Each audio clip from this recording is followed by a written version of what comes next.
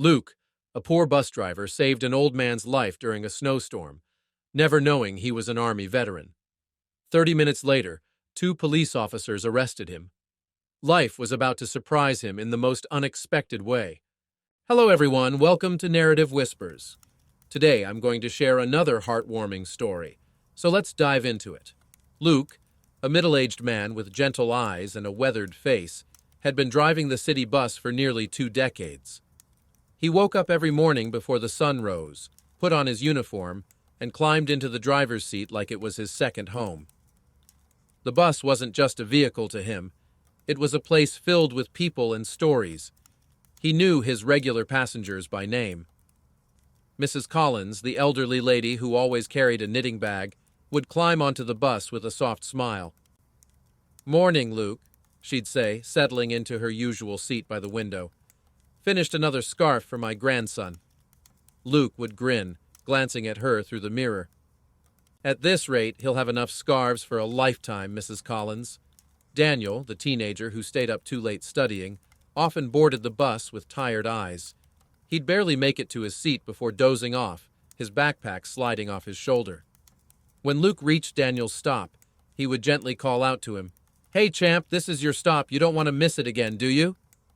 Daniel would jolt awake, rubbing his eyes and mumbling a thank you as he hurried off the bus. Then there was Mr. Harris, who limped onto the bus every evening after a long shift at the factory. He always gave Luke a tired nod. "Long day, huh?" Luke would ask, watching the older man lower himself onto a seat. "Too long," Mr. Harris would sigh, stretching out his aching legs. Luke greeted each of them with a warm smile, making their routines a little brighter. He didn't make much money, but he didn't care. He loved helping people. On rainy days, he waited a little longer for old folks struggling to cross the street. If someone forgot their wallet, he let them ride anyway. His heart was too big to let rules get in the way of kindness, but not everyone saw it that way. The bus company had strict policies: no unscheduled stops, no off-route driving, and no personal favors. Luke had been warned a few times, but he always shrugged it off. "People come first," he'd mutter to himself. He believed doing the right thing mattered more than following rules. One cold evening, as snowflakes drifted down like feathers, Luke's life changed forever. The streets were nearly empty, the city quiet under a heavy gray sky. Luke hummed softly as he drove, watching the snow pile up on the sidewalks. That's when he saw an old man, hunched over and struggling to breathe, at a deserted bus stop. Luke squinted through the windshield, his wipers struggling against the falling snow. The old man at the stop clutched his chest, his breath visible in short, frantic puffs. Luke's heart sank. Without a second thought, he pulled the bus over, ignoring the fact that this wasn't a scheduled stop. He opened the doors and cold air rushed in. "Hey, sir, you okay?" "Come inside, as it's freezing out there," Luke called out, his voice filled with concern. The old man looked up, his face pale and eyes glassy. He didn't speak, just gripped the handrail and slowly climbed aboard. His fingers shook as he lowered himself onto the front seat, close to the heater. Luke watched him carefully, noticing the way his chest heaved with every breath. "Sit here, warm up a little. Can I call someone for you?" Luke asked, kneeling beside the seat. The man shook his head, coughing harshly into a rag. "Just need to get home. Forgot my pump," he wheezed, his voice barely above a whisper. Luke's chest tightened. He understood immediately. The man had asthma and needed his inhaler. And in this weather, walking home could be dangerous, maybe even deadly. He glanced at the clock. He was already behind schedule.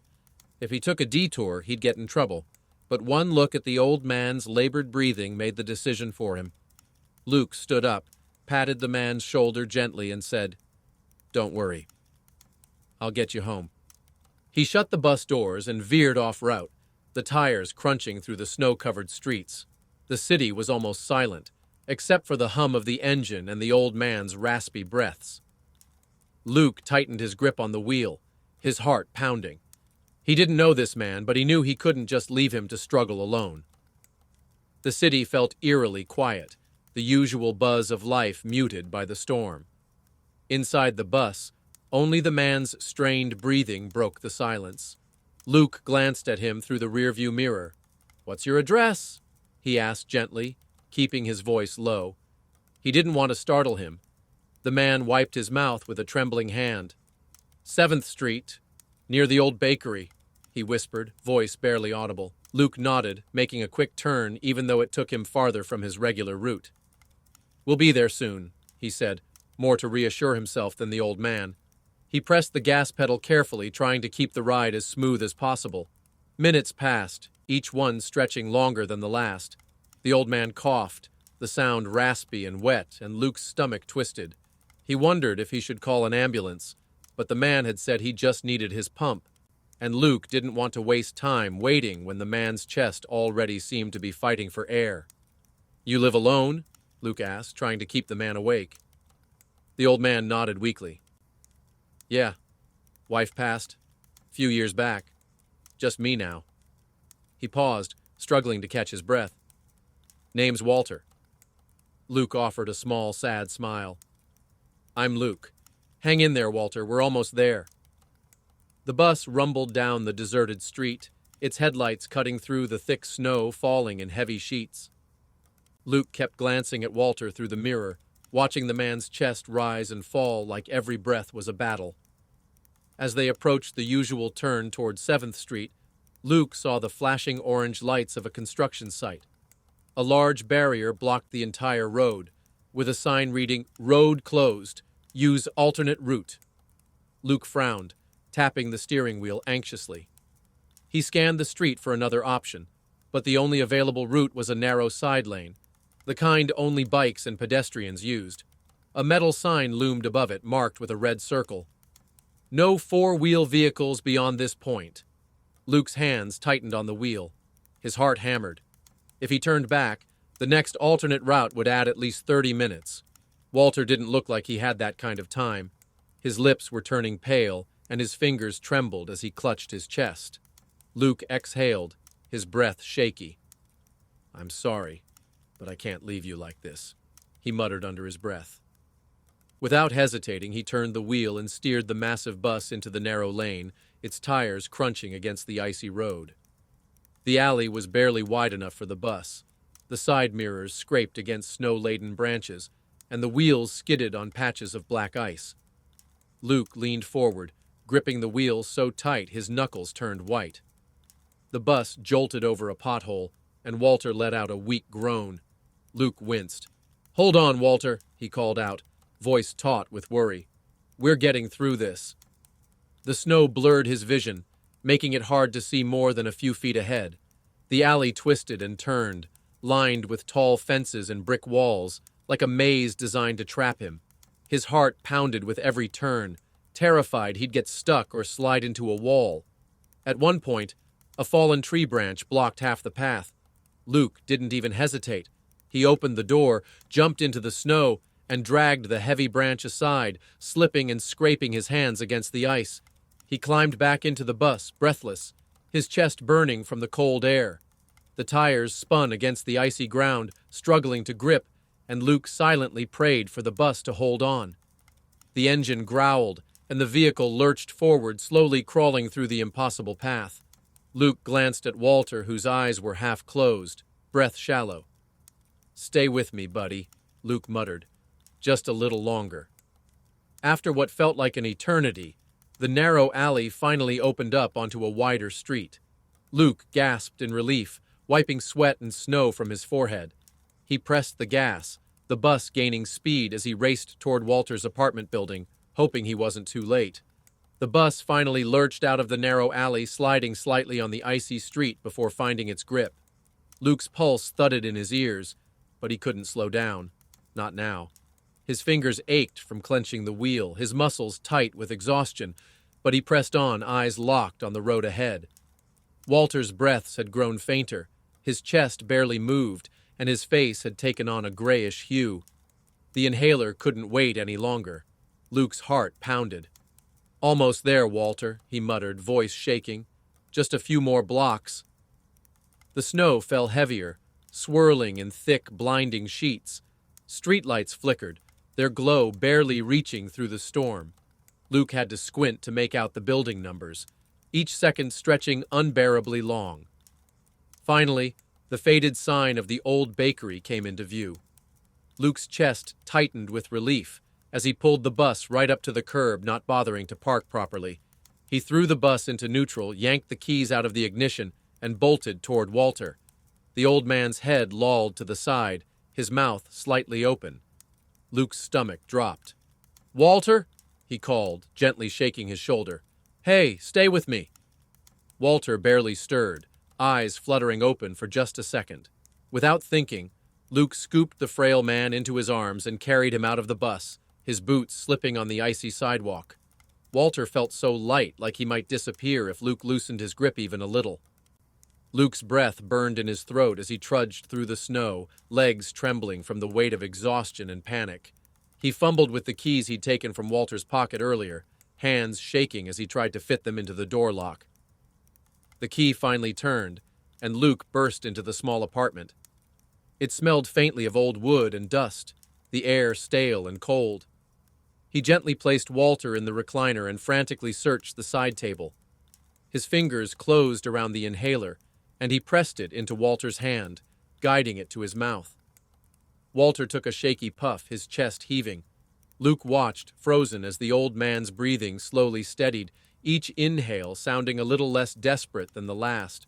Luke let out a breath he didn't realize he'd been holding and sank onto the floor, his back against the chair. His whole body shook, from exhaustion, relief, maybe both. He wiped his face with his sleeve, not sure if it was sweat or tears. After a few minutes, Walter's fingers twitched, and he opened his eyes. They were clearer now, a faint spark of life returning. "You didn't have to do all that," Walter rasped, voice barely more than a whisper. Luke shook his head. "Yeah, I did," he said softly, leaning back against the chair. "I couldn't just leave you out there." Walter tried to smile, but his lips trembled. "People don't usually go that far for me." Luke looked down at his hands, still red from the cold. "Well, maybe they should," he murmured, voice thick with emotion. He stayed with Walter for a while, making sure the old man was stable. Before leaving, Luke scribbled his number on a scrap of paper and placed it on the side table. "If you need anything," Luke said, "or even if you just want to talk, call me." Walter clutched the inhaler to his chest, eyes glistening. He nodded, unable to speak. Luke slipped out quietly, walking back through the snow toward his bus, completely unaware that this one decision was about to change his life forever. Luke climbed back into the bus, his fingers numb and body aching. He started the engine, letting out a tired breath as the warmth from the heater slowly filled the space. The street was quiet, the snow falling in heavy flakes, muffling every sound. He steered the bus carefully, heading back toward his normal route, hoping he wouldn't run into any trouble. But luck wasn't on his side. Just a few blocks down, flashing red and blue lights cut through the snowy night. A police car was parked across the road, blocking the way. Luke's stomach dropped. He slowed the bus to a stop, watching as two officers stepped out of the car, their boots crunch. Luke's hands tightened on the wheel as he spotted the police car parked ahead, red and blue lights flashing through the snow. One officer stepped onto the road, raising a hand to signal him to stop. Luke's chest tightened, but he slowed the bus and pulled over, the tires crunching on the icy street. He turned off the engine, swallowing hard as the officer climbed onto the bus. The man's face was stern, his uniform dusted with snow. "Are you the driver of this bus?" the officer asked, voice sharp. Luke nodded, wiping his palms on his pants. "Yeah, I am."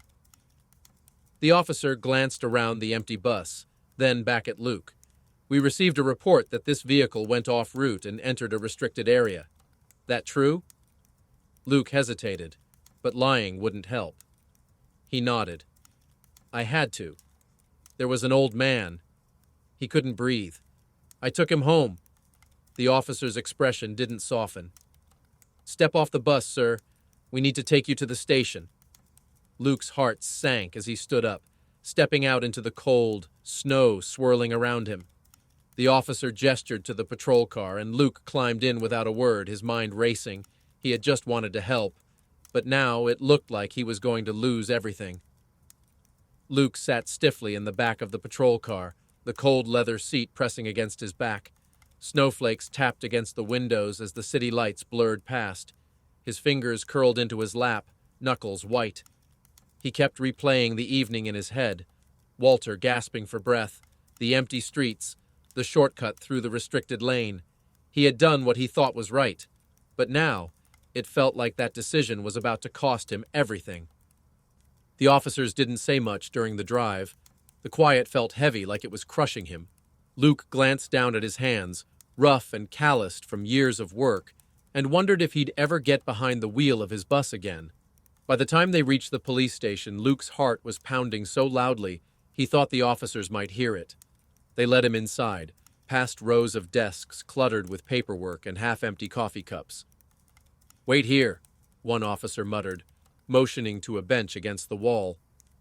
Luke sank onto the hard wooden seat, rubbing his face with his hands. The minutes dragged by. His chest ached, but he couldn't tell if it was from the cold or the weight of everything pressing down on him. Then a phone rang somewhere in the station. Luke barely noticed it first, until the mood shifted. One officer, who had been typing something at his desk, suddenly straightened. He exchanged a look with his partner, then picked up the phone with a careful, respectful tone. "Good evening, sir."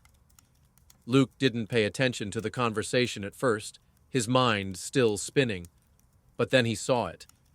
The way the officer's eyes widened, his posture stiffening like a soldier standing at attention. "Yes, sir," the officer said, nodding. "He's here. We have him." Luke frowned, confused. He wasn't sure what was happening, but something had clearly changed. The officer hung up, whispered something to his partner, and within seconds they were heading toward Luke. The tall officer who had brought him in now stood in front of him, his stern expression replaced with something different, something almost apologetic. "Sir, please stand up," he said, voice quieter than before. Luke did as he was told, his heart thudding like a drum. The officer took a deep breath, and then raised his hand in a salute. Luke blinked, completely stunned. What's happening?" The officer lowered his hand and cleared his throat, his gaze steady. "That call. It was Walter."